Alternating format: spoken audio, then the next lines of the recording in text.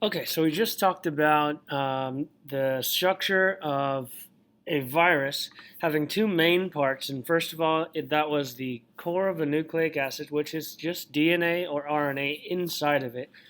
And then surrounding that DNA or RNA is something called a protein coat. And that protein coat is actually called a capsid on a virus. So those are the two things that we just talked about. But there are five basic shapes of a virus, and those five basic shapes are right here. You're going to write those down: helical, spherical, polyhedral, binal, and lastly filovirus. So you're going to write those down right there at the top of that next list. So let's go into each one. Helical, I believe you just have to draw, but helical is an RNA or DNA which is coiled in a long, narrow capsid. So we've got the capsid surrounding the outside, and then on the inside of this is the DNA just coiled on the inside of it. So I'm drawing a coil right through the middle of it, and it looks just like that. This helical type of virus is actually, there's an example called tobacco mosaic virus, and we talked about this earlier with that guy named Stanley Wendell, who he was studying these tobacco plants, found that there was a smaller virus or smaller type of organism that was affecting its growth, and he noticed that it looked like these right here. That is a helical type virus. On your test, I'm going to warn you now. On your test, you will have a question that asks to name a tobacco mosaic virus. That should be a helical shaped virus. Moving on from here, we've got a spherical one. Spherical makes tells you exactly the shape. It is round. It's got that ball shape, and it is typically studded with receptors. Really quickly, I do want to tell you what these receptors are. A receptor is something that can send a signal out and receive something. If the receptor was a rounded shape, like this one here, the only type of material that could connect to this, as if it was a puzzle piece, would be something that is round. A square shape would not fit on this side. On this side, obviously a square shape would fit. I do want to tell you that because this will be on your test about these receptors. But then also knowing that a spherical type of bacteria or virus, is something like influenza, which is just the flu. So any of you who have had the flu have had a virus that looks like this. Again, they're very, very small. All right, next one is called polyhedral. Polyhedral is geometric, meaning just that it has poly or many, hedral meaning sides. So it has many sides.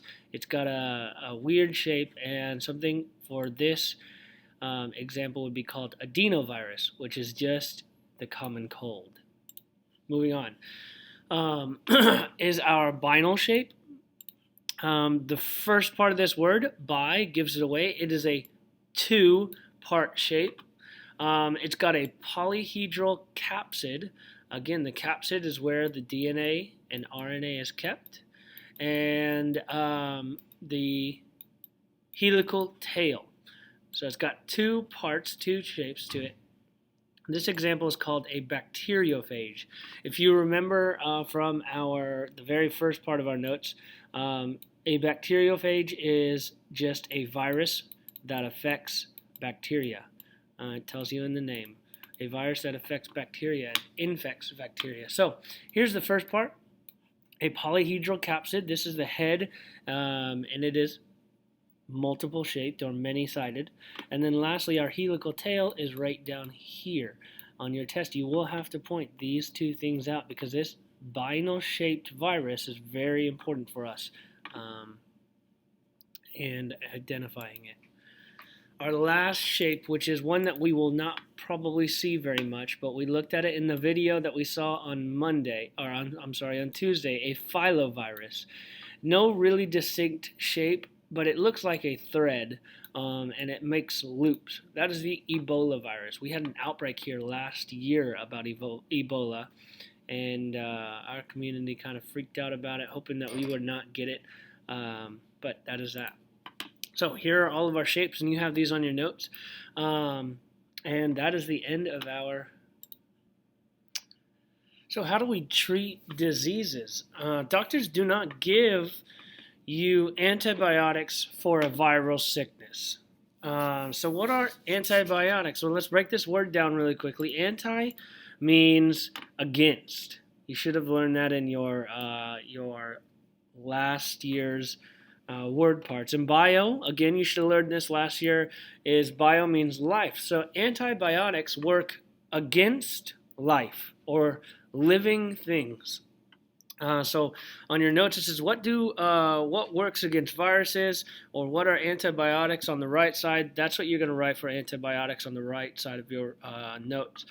Doctors don't give antibiotics for viral sicknesses. Viral sickness like the flu or or Ebola. We can't treat those things. We don't have anything to treat them, and so a doctor will just tell you to just go home.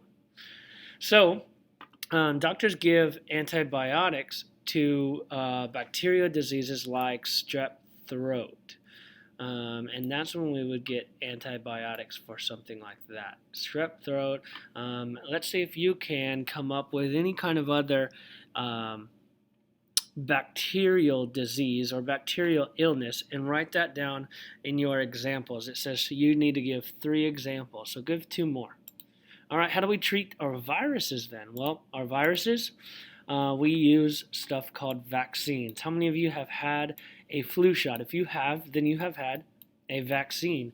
Pretty much what a vaccine is you get a needle, you fill it up, a doctor will fill it up with these dead viral cells. The reason they're dead is because we don't want to give you the disease. We don't want to give you the viral infection. What we want to do is make your body produce these lymphocytes right here. It says lymphocytes will build up inside of your body because your body's immune system will kick in. And so let's see, here's your arm.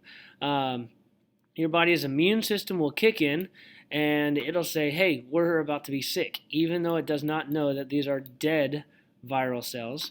It thinks it's sick, so it builds up these lymphocytes, and all it is it acts like a training course for your body. It produces these lymphocytes in your immune system, and sooner or later, whenever your body does get sick, it already has a buildup of all of these lymphocytes that I'll represent right down here. It has a buildup of so many inside of your body that whenever it does get sick, these lymphocytes can just fight them off immediately, and therefore you don't get sick as quickly or as long.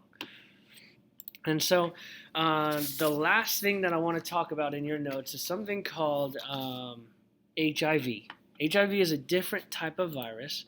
It is a virus that we call a retrovirus, and we'll go over that here in a second. But HIV has a different structure than any other virus, but it is a spherical type virus. It contains RNA, so it doesn't have DNA, but it has RNA right here in the middle of it. And then HIV binds to your immune cells. So it affects a different type of cell than every other virus. It affects your immune cells, which is right away starting to attack your body's ability to fight off this infection. So our bodies just cannot fight anymore. So we call these immune cells, these T cells, which are just your white blood cells, your immune cells. So you will have to know about HIV, and you're probably going to have to write a short answer about it. Hint, hint. So this is what it looks like. It's got these circle glycoproteins out here on the outside. It's surrounded by this gray part, which is something called a capsid. This green part is also called a capsid, but it is a capsid surrounding our RNA.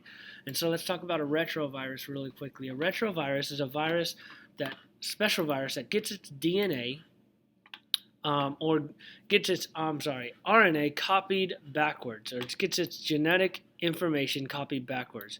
Instead of going from DNA to RNA like we normally did in making proteins, or like we normally start with throughout our lives, this retrovirus is a little different. It gets copied backwards. So it starts with RNA and it copies it into DNA. The reason it does this is because when your body gets infected with a retrovirus, let's say this is going into our body, and this is R for retrovirus. It's going into our body.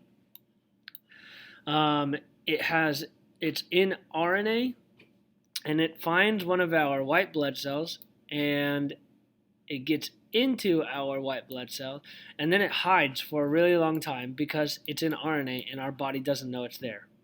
Once it gets inside, it converts to DNA, and then it is too late for our body to recognize that it's there. And so that is why a retrovirus is so dangerous for us. It's responsible for a lot of cancers, and that is what I want you to know about that. That's the end of our notes for today.